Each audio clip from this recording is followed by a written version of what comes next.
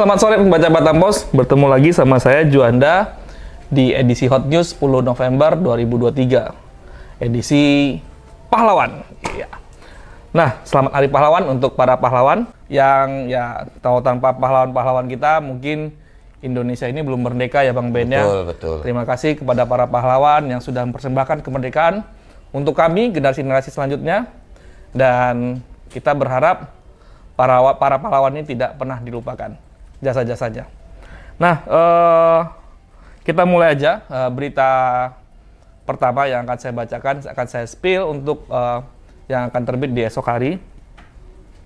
Polda Kepri ungkap kasus pembobolan rekening dengan modus pencurian data, jumlah kerugiannya mencapai 25 miliar. Waduh, Lumayan besar. saya mau kasih tahu sedikit lagi ya Bang, ke ya. pembaca.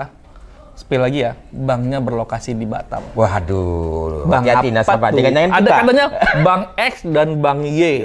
Oh, inisialnya. Iya, X dan Y. Wah, ini Menarik, kayak menarik. X kuadrat, Y kuadrat, kayak matematik ini. Menarik juga untuk dibaca oleh Tapi kalau pembaca setiap saya Batam Pos. sebutin nih, Mas. Saya sebutin nih. Banknya apa? Oh, jangan. Bukan, tunggu besok aja. Tunggu besok. Jangan.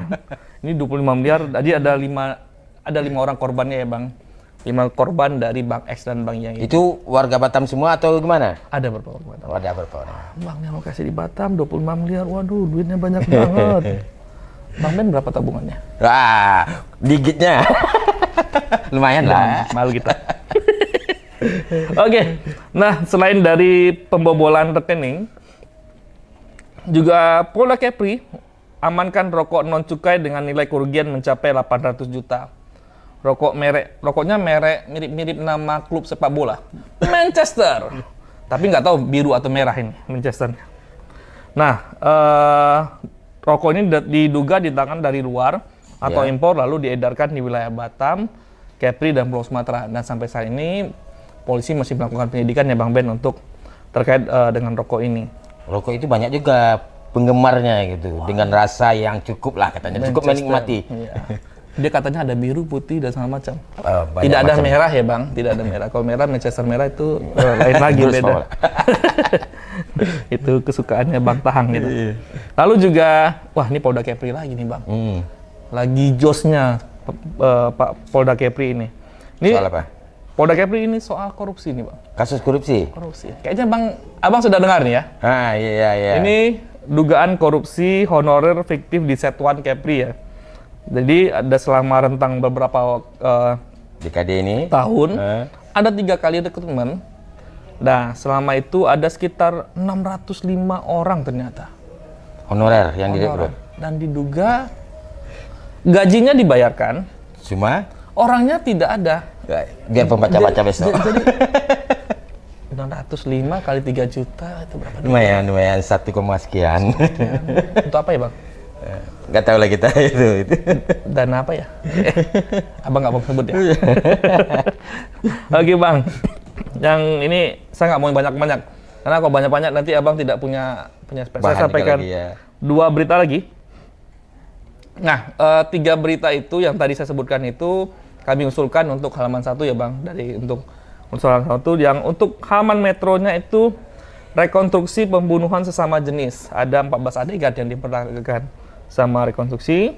Lalu juga operasi Parkol Kastima Bea Cukai melakukan penindakan 7 kali penindakan di laut. Selama dari Januari sampai Oktober? Enggak, ini selama operasi. periode operasi aja. Tidak panjang. Ini masih banyak sih Bang Ben berita yang akan saya sampaikan, tapi kalau saya sampaikan nanti Bang Ben tidak punya porsinya. Nah, Bang Ben punya berita apa nih dari Prokepri?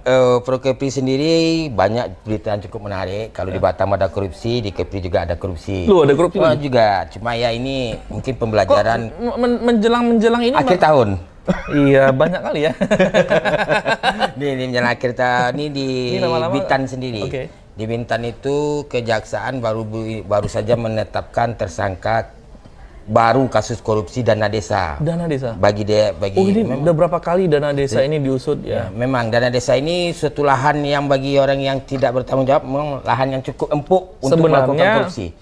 Uang itu bisa cukup untuk pembangunan desa itu sendiri itu ya, kalau benar-benar digunakan dengan baik dan benar ya. Iya betul. Tapi diselewengkan atau digunakan untuk hal-hal lain. Itu di Desa Lancung Kuning, itu yang dijadikan tersangka adalah pengusaha hewan ternak. Baik. Nah, ada juga di Pinang kasus korupsi juga nih. Korupsi juga, berarti Bintan, Kejaksaan Tanjung Pinang. ada kasus korupsi. Tanjung Pinang apa Bang Ben? Di Pinang korupsi dana BPR.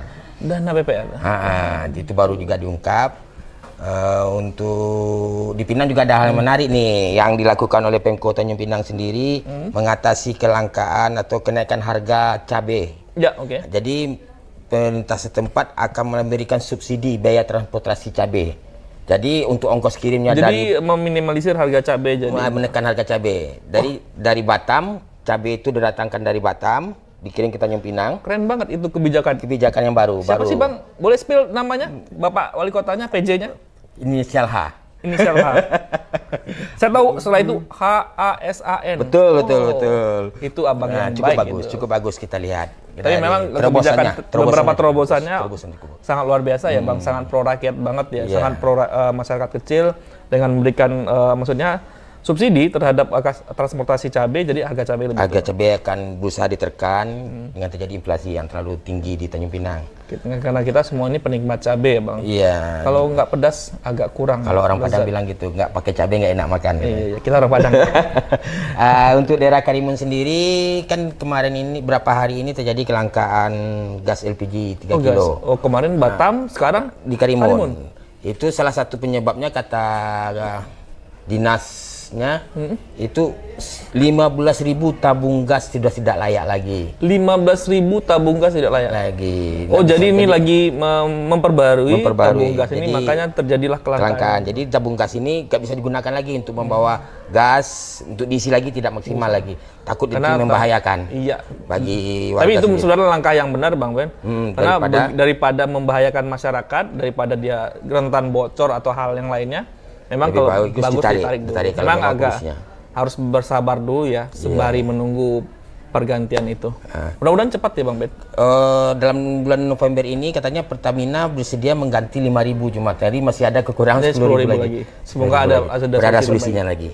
Ada juga dari Karimun juga nih yang cukup menarik juga, itu dalam bulan ini ada izin usaha granit, tambang granit habis masa berlakunya. Jadi tahun depan ada 3 atau 2 perusahaan granit lagi yang sudah habis kontraknya lagi. Oke. Jadi ini mau perpanjang atau bagaimana? Jadi ya mereka akan memperpanjang, cuma kan itu kebijakan dari pemerintah pusat. Jadi di sini Bupati akan coba membantu dan mendukung supaya perpanjangan granit, tambang granit tetap berlaku di Karimun. Karena kita ketahui kan salah satu penghasil granit adalah di Karimun untuk DKP ini kan. Jadi itu suatu pemasukan bagi daerah juga bisa, dan juga untuk menambah lapangan kerja ya bagi masyarakat setempat. Karena jika perusahaan itu tutup, tentu lapangan kerja juga. Iya betul. Oke. Itu aja yang menarik, beberapa hal yang menarik. Jadi jangan sampaikan, nanti Bang Ben sampaikan pula yang Lingga beritanya apa. Ya. Nanti ketahuan semua berita kita di Prokepri. Iya betul. Itu aja Bang Ben. Oke, itu aja bisa saya sampaikan. Siap, makasih banyak Bang Ben. Nah itu tadi bincang-bincang saya sama Bang Bendi. Bang Ben ini redaktor pelaksana halaman Prokepri. Nah, seperti biasa, setiap sore saya juga berbincang-bincang dengan redaktur pelaksana untuk batampos.co.id, Bang Ahmadi. Saya panggil dulu orangnya ya.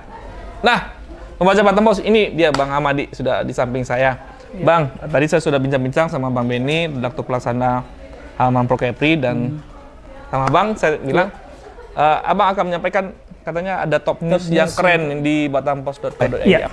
Jadi ada beberapa berita yang masuk ke top news batampos.co.id sampai jam 5 sore ini, diantaranya itu mengenai peringatan dari Apindo Batam mengenai perlambatan ekonomi Kepri. Bang Raffi Rasyad ya? Iya, karena Rasyid, ini ya? Kan Gubernur Provinsi kemarin kan mengatakan ada kenaikan pertumbuhan ekonomi Kepri. Ternyata kalau Apindo memandang lain bentuknya. Memandang lainnya. Kalau misalnya dilihat dari kuartal sebelumnya itu sebenarnya malah turun ya. Malah turun grafiknya ya. Karena ini kan lebih rendah daripada sebelumnya. Karena saya lihat grafiknya itu kuartal pertama itu 6%. Iya, benar. Kuartal kelima itu kuartal kedua 5%. Dan ini kuartal ketiga 4%. 4,88%. Jadi Apindo melihat ini sebenarnya ada perlambatan ekonomi. Tadi saya juga bincang-bincang dengan beberapa teman sih Bang, kayaknya memang perlambatan ekonomi ada beberapa faktor ya, Iya, faktor iya. eksternal dan internal. Dan Iya. kita berharap jangan sampai perlambatan ekonomi ini terjadi juga di kuartal keempat. Karena kalau kita memulai dengan start yang buruk di awal, Januari iya. besok, wah itu agak susah juga gitu. Iya, iya. Mudah-mudahan semoga bisa ekonominya sampai dengan target 7% ya, Iya, sehingga kita semua bisa membaik. Nah, yang berikutnya ini agak sedikit apa ya, menguras emosi ya. Karena ada berita sidang nih. Oke, Ya, berita sidang pencurian copet sebenarnya ada yang dilakukan oleh suami istri dan mereka sudah menjalani sidang di Pengadilan Negeri Batam. Mereka ini mencopet karena terpaksa. Mencopet karena Dalam keadaan terpaksa karena mereka butuh biaya untuk berarti setelah mencopet persalinan, untuk susu anaknya. bukan untuk kaya ya. Bukan, dan mereka banyak ada cicilannya, kemudian mereka punya 5 anak yang harus dibiayai. Katanya ada anaknya yang masih bayi ya. Masih itu baru ketika mereka melakukan pencopetan ini, anaknya baru lahir gitu. Tidak ada restorasi justice atas kasus. Nah, itu sebenarnya dipertanyakan kenapa mereka tidak mendapatkan Restoratif restoratif justice ini, sementara yang lainnya bisa. Tapi udah putusan ya? Ini sudah masuk ke tuntutan. Tuntutan? Iya. Dan semoga hakim bisa memberikan keadilan gitu untuk mereka. Semoga. Yang berikutnya mengenai penghapusan denda pajak. Denda pajak. Nah, ini kan sudah mau berakhir nih, tanggal 18 nanti akan berakhir di 18 November ini ya. Oke. Dan masyarakat diharapkan 9 untuk hari lagi ya? memanfaatkan program ini 9 hari lagi. Ya, karena sangat membantu itu. Oke, masyarakat Batam bisa melakukan ini ya, program itu waktunya cuma tinggal 9 hari lagi ya, Bang. 18 iya. November berakhir. 18 November. November berakhir. Tapi itu hari Sabtu, jadi kemungkinan akan lebih Maju lagi. berkurang lagi waktunya. Nanti tanggal 17 November ya, terpotong di hari Sabtu itu, karena itu kan bisa jadi itu hari libur atau itu setengah hari doang itu. Oke.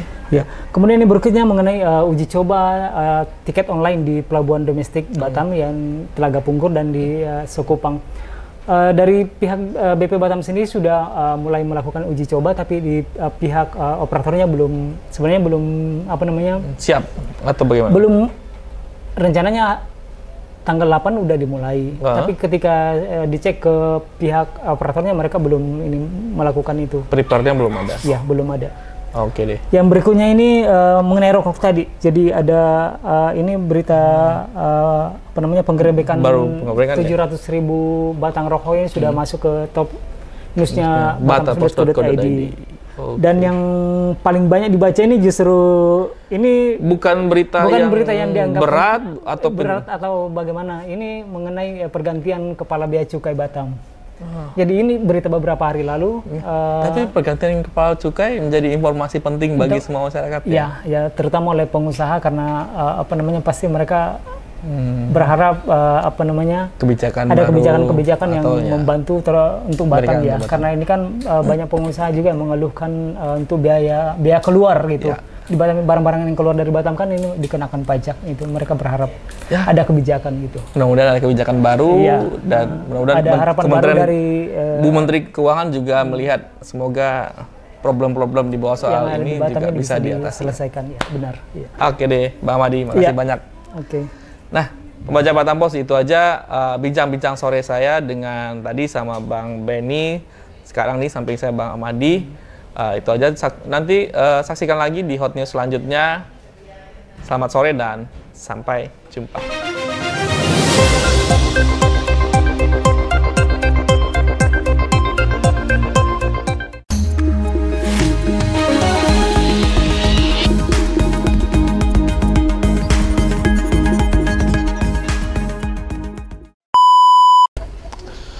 Apa kabar pembaca Batam Post? Sabalun ambo memulai berita hariku, ambo memulai jopantun. Awal kalam mulo runjangan, salam takzin dari ambo. Sidang pandangan nan buniman, sambutlah salam nan pertamo. Assalamualaikum warahmatullahi wabarakatuh. Soal korupsi, ondeh mande. Korupsi kok masih banyak juga di Batam kok. Aku korupsi nan pertama tuh, korupsi honorer. Ko ada 165 honorer fiktif, gajinya diterima orang. Onde mande. Memang lah, indak baik lah dunia kok kini kok. Onde mande.